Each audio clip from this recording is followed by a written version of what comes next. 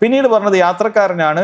യാത്രക്കാരൻ എന്ന് പറയുമ്പോൾ ഉടനെ ആദ്യം മനസ്സിലാക്കേണ്ട കാര്യം ആരാണ് യാത്രക്കാരൻ എന്നുള്ളതാണ്. പണ്ഡിതന്മാർ വളരെ ചുരുങ്ങിയ രൂപത്തിൽ എളുപ്പത്തിൽ പറഞ്ഞ രണ്ട് കാര്യം ചിന്തിച്ചാൽ മതി. കാരണം ഈ മസല നോമ്പിന് മാത്രമല്ല നിസ്കാരം ഖസ്റാക്കുന്ന സമയത്തും നമുക്ക് ആവശ്യം ഉണ്ടാകുന്ന കാര്യമാണ്. യാത്രക്കാരൻ എന്ന് പറയുന്നത് ഒരു നാട്ടിൽ നിന്നും മറ്റൊരു സ്ഥലത്തേക്ക് സഞ്ചരിക്കുന്നത്, ആ നാട്ടിലെ ആളുകൾ അതൊരു യാത്രയാണ് എന്ന് പറയുന്നുണ്ട് എങ്കിൽ ഉറുഫ്, ആ നാട്ടിന്റെ നടപ്പനുസരിച്ച് അത് യാത്രയാണ് എന്ന് പറയുന്നുണ്ട് എങ്കിൽ അത് യാത്രയാണ്. ഒന്നാമത്തെ കാര്യം അതാണ്. രണ്ടാമത്തേത് 85 കിലോമീറ്റർ വൺ വേ ആക്ക് പോകാനുണ്ട് എങ്കിൽ അത് യാത്രയാണ്. ഈ 85 കിലോമീറ്റർ എവിടുന്ന് വന്നു? അത് പിൽക്കാലത്ത് ആരെങ്കിലും എഴുതി ഉണ്ടാക്കിയതല്ല. അത് സ്വഹാബികളിൽ നിന്ന് തന്നെ ആ അസറുകൾ കാണാൻ സാധിക്കും. അന്നത്തെ കണക്കുകൾ അത് ഇന്നത്തെ കിലോമീറ്ററുകളിലേക്ക് ആക്കിയിട്ടാണ് പണ്ഡിതന്മാർ അത് 85 കിലോമീറ്റർ എന്ന് പറഞ്ഞത്. ഈ രണ്ടാലൊരു അഭിപ്രായം സ്വീകരിക്കാം. ഒരു നാട്ടിൽ ഉറുഫിൽ യാത്ര എന്ന് പറഞ്ഞാൽ പിന്നെ 70 ആയാലും കുഴപ്പമില്ല, 65 ആയാലും കുഴപ്പമില്ല. നാട്ടിൽ അതൊരു യാത്രയാണ്. ചിലപ്പോൾ വലിയ ചുരമൊക്കെ കടന്നിട്ട് അപ്പുറം എത്തുന്ന വലിയൊരു യാത്ര ആയിരിക്കും. ചിലപ്പോൾ ഈ 80-നേക്കാളും 100-നേക്കാളും പ്രയാസം അതിനുണ്ടാവും. അപ്പൊ നാട്ടിൽ അത് യാത്ര എന്ന് പറയുന്നതാണ് എങ്കിൽ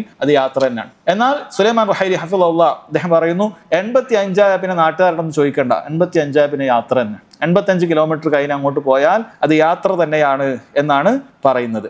ഇനി ഇവിടെ ആളുകൾക്ക് പലപ്പോഴും തെറ്റിദ്ധരിക്കാറുള്ള ഒരു കാര്യം, ഈ 85 കിലോമീറ്റർ കടന്നാലേ യാത്രയുടെ അളവുകൾ കിട്ടുമെന്നല്ല. അഥവാ കസറാക്കണമെങ്കിൽ 85 കിലോമീറ്റർ കഴിഞ്ഞ് കോഴിക്കോട് എത്തണ്ട. ഒരാൾ ഇവിടുന്ന് എറണാകുളത്തേക്ക് പുറപ്പെടുകയാണ്, തലശ്ശേരി എത്തിയപ്പോൾ അസർ വാങ്ങി കൊടുത്തു, അയാൾക്ക് അസർ 2 റക്അത്ത് നിസ്കരിച്ചാൽ മതി. മനസ്സിലായില്ലേ? അല്ലെങ്കിൽ ളുഹറിന് മുമ്പേ പുറപ്പെട്ട ഒരാളാണ്, എറണാകുളത്തേക്കാണ്, അല്ലെങ്കിൽ 100 കിലോമീറ്റർ അപ്പുറത്തുള്ള അല്ലെങ്കിൽ 85-ന്റെ അപ്പുറത്തുള്ള എവിടേക്കെങ്കിലും ഒരാൾ തലശ്ശേരി എത്തുമ്പോഴേക്കും ളുഹർ കൊടുത്തു, അയാൾക്ക് 2 റക്അത്ത് നിസ്കരിച്ചാൽ മതി. അത് ഒറ്റക്ക് നിസ്കരിക്കുമ്പോൾ പറയും, ജമാഅത്തായി നിസ്കരിക്കുമ്പോൾ പൂർത്തിയാക്കി തന്നെ നിസ്കരിക്കണം. ആ വിഷയത്തിലേക്ക് ഇപ്പോൾ പോകുന്നില്ല. അതേപോലെ തന്നെ നോമ്പുകാരനും അങ്ങനെ തന്നെയാണ്. അയാൾക്ക് നോമ്പ് ഒഴിവാക്കണമെങ്കിൽ എന്ത് ചെയ്യാം? 85 കിലോമീറ്റർ അയാൾ യാത്ര ചെയ്യാനുണ്ട്. അയാൾക്ക് അയാളുടെ മഹല്ല് വിട്ടാൽ തന്നെ അയാൾക്ക് നോമ്പ് ഒഴിവാക്കാവുന്നതാണ്. നോമ്പ് ഒഴിവാക്കാവുന്ന, അല്ലാതെ കോഴിക്കോട് എത്തിയിട്ട് മാത്രമേ നോമ്പ് തുറക്കാൻ പാടുള്ളൂ എന്നല്ല അതിന്റെ അർത്ഥം. ഇതാണ് സഹോദരങ്ങളെ യാത്രയുമായി ബന്ധപ്പെട്ട് പറയാനുള്ളത്. ഇനി അതിന്റെ അഫ്ളലും മറ്റുമൊക്കെ പറയുകയാണ് എങ്കിൽ പണ്ഡിതന്മാർ പറഞ്ഞു, യാത്ര അത് വളരെയധികം മശക്കത്തുള്ള പ്രയാസമുള്ള യാത്രയാണ് എന്ന് വിചാരിക്കുക. വളരെ ബുദ്ധിമുട്ടും ദാഹിച്ചു വലഞ്ഞെത്തുന്ന ബുദ്ധിമുട്ടുള്ള യാത്രയാണ് എങ്കിൽ അവൻ ഏറ്റവും അഫ്ളലായിട്ടുള്ളത് നോമ്പ് ഒഴിവാക്കുക എന്നുള്ളതാണ്. കാരണം നബി സല്ലല്ലാഹു അലൈഹി വസല്ലം ഒരിക്കൽ സ്വഹാബികളോട് പറഞ്ഞിട്ടുണ്ട്, അവരിൽ ചിലർ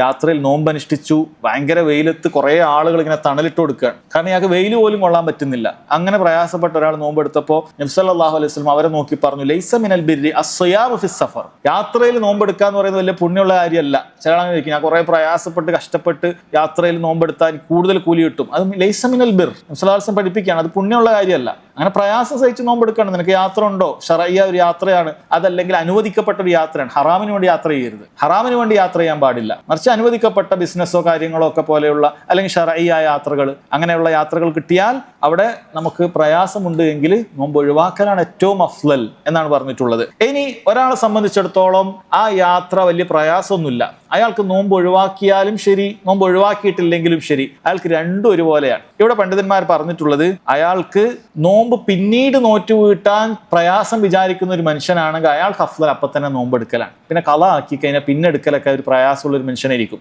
ചില ആളുകൾ റമദാൻ കഴിഞ്ഞാൽ പിന്നെ അങ്ങനെ ഒരു എളുപ്പമാവുകയില്ല സുന്നത്ത് നോമ്പെടുക്കാൻ വേണ്ടി. അപ്പം അങ്ങനെയുള്ള മനുഷ്യന്മാരാണെങ്കിൽ ഏറ്റവും നല്ലത് ആ സമയത്ത് തന്നെ നോമ്പെടുത്ത് പോരലാണ്. എന്നാൽ അയാൾക്ക് പിന്നീട് എടുക്കുന്നത് കൊണ്ട് കുഴപ്പമൊന്നുമില്ല, സുന്നത്ത് നോമ്പൊക്കെ എടുത്ത് ശീലമുള്ള മനുഷ്യനാണ്, അങ്ങനെയുള്ള ആളുകളാണ് എങ്കിൽ അവർക്ക് പിന്നീട് മാറ്റി വെക്കുന്നതാണ് കൂടുതൽ നല്ലത്. അങ്ങനെയും അഭിപ്രായം പറഞ്ഞിട്ടുണ്ട്. വേറെ ചില പണ്ഡിതന്മാർ പറഞ്ഞു, ആ മാസത്തിന്റെ ഫضل കിട്ടാൻ അയാൾക്ക് രണ്ടും ഒരേപോലെയാണെങ്കിൽ ആ മാസത്തിൽ തന്നെ നോമ്പെടുക്കലാണ് നല്ലത്. ഈ അഭിപ്രായങ്ങളൊക്കെ കാണുന്നുണ്ട്. ഷെയ്ഖ് സുലൈമാൻ റുഹൈലി ഹഫിളഹുല്ലാ നബി സല്ലല്ലാഹു അലൈഹി വസല്ലമയുടെ യാത്രയുടെ നോമ്പൊക്കെ പഠിച്ചതിന് ശേഷം അദ്ദേഹം പറയുന്നത്, നബി സല്ലല്ലാഹു അലൈഹി വസല്ലം യാത്രയിൽ നോമ്പ് എടുത്തതായിട്ടും യാത്രയിൽ നോമ്പ് ഒഴിവാക്കിയതായിട്ടും കാണുന്നുണ്ട്. അതുകൊണ്ട് ഒരു കാര്യമായ ഒരു പ്രയാസം ഒരാൾക്കില്ലെങ്കിൽ, കാര്യമായ പ്രയാസത്തിന്റെ കാര്യം നമ്മൾ ആദ്യം പറഞ്ഞു കഴിഞ്ഞു, നോമ്പ് ഒഴിവാക്കലാണ് അഫ്ളൽ. പക്ഷെ കാര്യമായ പ്രയാസമില്ലാത്ത അവസ്ഥയാണ് എങ്കിൽ ഒരാൾക്ക് എന്ത് ചെയ്യാം? ഒരാൾക്ക് നോമ്പ് എടുക്കുകയോ നോമ്പ് എടുക്കാതിരിക്കുകയോ ചെയ്യാം. ഇടക്ക് നോമ്പ് എടുക്കുകയും ഇടക്ക് നോമ്പ് ഒഴിവാക്കുകയും ചെയ്യാൻ നല്ലത്. അപ്പൊ നബി സല്ലല്ലാഹു അലൈഹി വസല്ലം പ്രവൃത്തി രണ്ടും ആൾക്ക് കിട്ടും. ഉദാഹരണത്തിന് 4 ദിവസത്തെ യാത്ര ഒരാൾക്ക് ഉണ്ട്, വേണമെങ്കിൽ ഒരാൾക്ക് 2-3 ദിവസം നോമ്പ് എടുക്കാം, ഒരു ദിവസം നോമ്പ് ഒഴിവാക്കാം, അല്ലെങ്കിൽ 2 ദിവസം നോമ്പ് എടുക്കാൻ 2 ദിവസം നോമ്പ് ഒഴിവാക്കാം. കാരണം അയാൾക്ക് എല്ലാം ഒരേപോലെയാണ്, അത് രണ്ടും കിട്ടും. യാത്രയിൽ നോമ്പ് ഒഴിവാക്കുക എന്ന് പറയുന്നതും അത് സുന്നത്താണ്, നബി സല്ലല്ലാഹു അലൈഹി വസല്ലം ചെയ്തിട്ടുണ്ട്. യാത്രയിൽ നോമ്പ് എടുക്കുന്നതും നബി സല്ലല്ലാഹു അലൈഹി വസല്ലം ചെയ്തിട്ടുണ്ട്. അത് വലിയ പ്രയാസമില്ലെങ്കിലാണ് പറയുന്നത്. പ്രയാസം ഉണ്ടെങ്കിൽ 4 ദിവസം നോമ്പ് ഒഴിവാക്കലാണ് അയാളെ സംബന്ധിച്ചിടത്തോളം ഏറ്റവും അഫ്ളലായിട്ടുള്ളത് എന്നാണ് പറഞ്ഞിട്ടുള്ളത്.